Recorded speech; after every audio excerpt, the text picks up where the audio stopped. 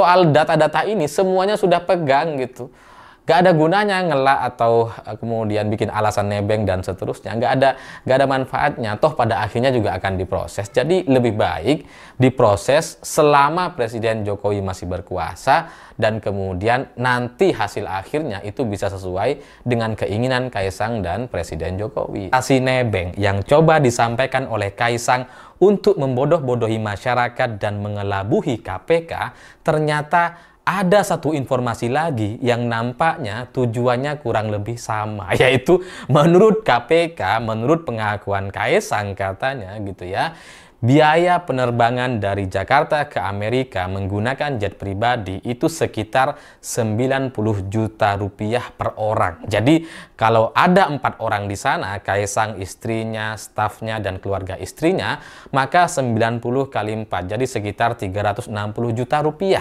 Dan kalau ini katanya dianggap sebagai gratifikasi, maka Kaisang siap untuk membayarkan kepada negara sebesar 360 juta rupiah.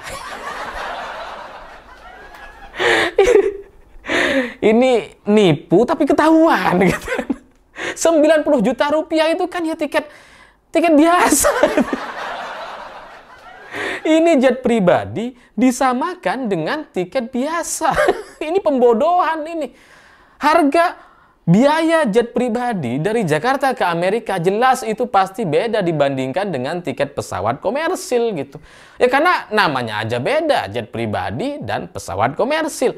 Itu kan Kaisang coba ingin mengelabuhi gitu. Jadi ibaratnya ada teman kalian nyewa Innova, mobil Innova gitu ya, untuk dalam satu perjalanan. Terus kemudian dia hanya mau membayar sekitar seharga tiket bus. Ini kampret ini. Misalkan gitu ya, dari titik A ke B. Kalau naik bus harganya cuma sekitar 50.000. Dan kemudian ada teman kalian pengen nyewa Innova, terus kemudian cuma mau bayar segitu. Ya udah kita bayar 50.000 juga. Mana bisa gitu. Itu buat bayar supirnya aja nggak cukup. Ya jadi menggunakan logika atau menyamakan biaya tiket pesawat komersil untuk disamakan dengan tiket atau biaya menggunakan jet pribadi, ini bagi saya adalah logika yang sangat terbolak-balik, yang coba mengelabuhi dan membodoh-bodohi gitu. Ya karena pastinya nggak setara gitu. Kalian nyewa Innova dan bus aja, dan tiket bus aja, itu pasti beda. Ini jet pribadi dengan pesawat komersil, ya jelas beda gitu.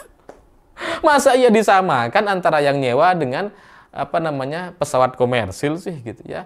Jadi ya seharusnya kalau memang mau fair, kalau memang tujuannya benar sebagai warga negara yang baik gitu ya, kalau tujuannya pengen ngebayar gitu ya, kalau dianggap gratifikasi dan sebagainya, ya fair aja gitu bahwa jet pribadi ini biayanya sekitar 9 miliar rupiah sekali terbang misalkan. Jadi kalau di sana ada 4 orang ya tinggal bagi 4 gitu kan, itu lebih masuk akal gitu. Dan harga segitu itu bagi Kaisang seharusnya ya bukan masalah gitu. Ya dibanding dia berurusan dengan KPK dan kemudian terkena kasus kan mending bayar gitu. Ya masih terjangkau lah dibandingkan harus berurusan dengan kasus hukum gitu. Jadi ya mestinya itulah yang disampaikan, bukan kemudian menganggap bahwa biaya jet pribadi itu sama seperti tiket komersil. Dan Kaisang kan juga tahu gitu. Dia udah berkali-kali naik jet pribadi gitu. Dan nggak mungkin rasanya kemudian dia harus menyamakan biaya tiket komersil dengan jet pribadi. Ini bukan lagi soal niat baik atau warga negara yang ingin bertanggung jawab. Enggak, ini jelas membodoh-bodohi. Dan di luar soal isu atau cerita atau niatan untuk mengembalikan uang kepada negara sebesar 360 juta rupiah itu bagi saya gitu ya, itu hal kecil lah, itu hal remeh lah. 360 juta itu bukan hal yang luar biasa gitu, karena yang semestinya kita lanjutkan bahas oleh KPK yaitu soal gratifikasi ini dalam rangka apa gitu. Kalau 360 juta itu kecil lah gitu ya. Itu bukan levelnya KPK untuk kemudian ngurusi soal uang 360 juta. Apa coba? Yang lebih besar dari itu adalah ini gratifikasi dalam rangka apa. Karena terus terang saya pribadi saya nggak percaya bahwa ini nebeng gitu. Karena bukan sekali kok. Kaisang bukan kali ini aja dia naik jet pribadi yang sama gitu. Sebelumnya juga sudah beredar tuh videonya gitu. Jadi nggak ada ceritanya gitu ya. Seorang Kaisang kemudian naik jet pribadi dengan alasan nebeng. Sementara dia sebelumnya sudah pernah melakukan hal yang sama. Dia pernah menggunakan jet pribadi yang sama. Dan itu nggak mungkin nebeng juga. Lawang tujuannya beda gitu kan.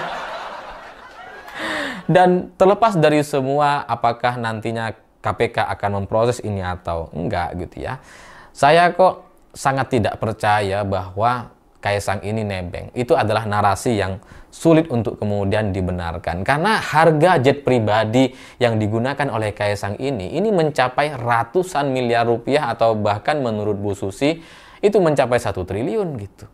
Jadi untuk satu aset yang nilainya 1 triliun, terus kemudian disewakan atau dipinjamkan kepada seseorang, kepada Kaisang, dan kemudian dia tidak perlu membayar sama sekali. Itu menurut saya tidak masuk akal dan tidak pernah saya temukan dalam sepanjang pengalaman hidup saya. Gitu. Karena saya punya teman yang punya mall, saya punya teman yang punya hotel, saya juga ada teman yang punya tempat wahana atau wisata gitu ya. Tapi kalau saya mau ke sana, saya tetap beli tiketnya, saya tetap bayar gitu. Dan kalaupun misalkan teman saya ini ingin menyambut atau udah nggak usah bayar dan seterusnya, atau ingin neraktir misalkan gitu ya, tetap aja dia yang bayarin gitu. Itu baru soal aset yang nilainya ratusan miliar gitu. Ini 1 triliun. Terus kemudian Kaisang berlagak bahwa enggak, kita cuma numpang, kita nggak bayar apa-apa. Mana bisa gitu. Ini kan soal operasional yang sangat besar dan itu harus dibayar. Karena bahan bakar itu nggak gratis. Ya kecuali nambang sendiri misalkan gitu ya. Mana bisa tapi gitu. Jadi soal operasional bahan bakar, kemudian biaya pilotnya juga harus dibayar, parkir pesawatnya puluhan juta juga harus dibayar gitu ya. Itu bukan biaya yang murah. Jadi kalau kemudian Kaisang menyamakan logika menggunakan jet pribadi dengan tiket pesawat komersil yang pengen cuma bayar 90 juta, itu sama sekali nggak masuk akal gitu. Jadi dari sisi biaya dan harga yang coba dibayarkan, terus kemudian dari logika yang pernah saya temui, dari pengalaman bertemu dengan banyak orang yang punya hotel, punya mall, tempat wisata atau wahana, tidak ada ceritanya mereka tinggal bilang ini gratis ya, nggak ada. Karena semuanya harus bayar gitu. Itulah cara mengelola aset yang bernilai ratusan miliar atau sampai 1 triliun. Nggak bisa seenaknya begini aja, pasti ada pembukuannya di sana gitu. Kalian pasti pernah punya teman juga kan gitu ya. Kalaupun nggak hotel atau mall, pasti restoran lah setidaknya gitu ya. Kalau kalian makan di restoran teman kalian, apa kalian kemudian nggak bayar? Kalaupun kalian digratiskan, itu teman kalian yang bayarin gitu. Tetap bayar gitu. Jadi soal jet pribadi yang kemudian katanya numpang ini, saya tidak bisa terima gitu, karena lebih logisnya ini nyewa. Karena biayanya mahal di sana.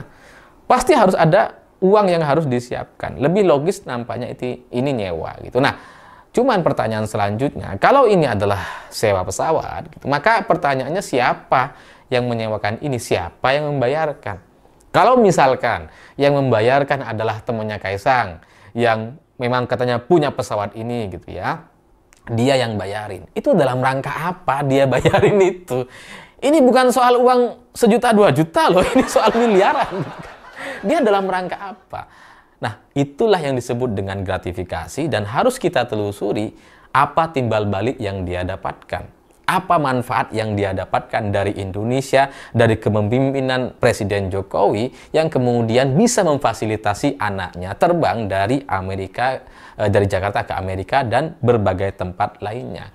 Nah, menurut saya seharusnya kalau ini mau diselesaikan sebelum 20 Oktober ini harus selesai, harus clear gitu ya, supaya nggak ada keraguan lagi. Ya sebaiknya Kaisang ngaku saja gitu bahwa ini memang disewakan dalam rangka apalah gitu ya. Kalau nebeng ini nggak bisa.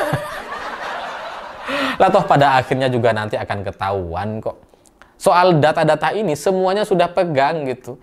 Gak ada gunanya ngelak atau kemudian bikin alasan nebeng dan seterusnya. Gak ada manfaatnya. Toh pada akhirnya juga akan diproses. Jadi lebih baik diproses selama Presiden Jokowi masih berkuasa. dan kemudian nanti hasil akhirnya itu bisa sesuai dengan keinginan Kaisang dan Presiden Jokowi selama atau mumpung masih punya kekuasaan sampai 20 Oktober. Kalau ngeles-ngeles seperti ini gitu ya, kemudian nebeng katanya cuma 90 juta dan seterusnya, ini justru akan memberikan satu data-data lagi kepada KPK untuk mengusut atau menyelesaikan masalah ini jauh dari bayangan yang sebelumnya bisa dibayangkan oleh Kaisang. Dan kalau ini tidak segera diselesaikan, ya mungkin nampaknya akan sangat buruk sekali. Bagaimanapun saya tidak suka dengan langkah-langkah atau apa yang sedang dilakukan oleh Kaisang. Saya juga tidak hormat dengan apa cara atau yang ditempuh oleh Gibran untuk menduduki posisi seperti sekarang. Saya tidak suka dengan cara-cara anak muda yang ambil jalan pintas seperti itu, tapi lebih dari itu menurut saya gitu ya, setidak suka apapun saya kepada Presiden Jokowi, saya berharap keluarganya tidak sampai ada yang masuk penjara. Itu harapan saya. Dan semoga kasus ini bisa selesai sebelum 20 Oktober. Kalau setelah 20 Oktober, nampaknya harus ada yang ditumbalkan atau dikorbankan. Saya pikir itu. Terima kasih sudah menonton.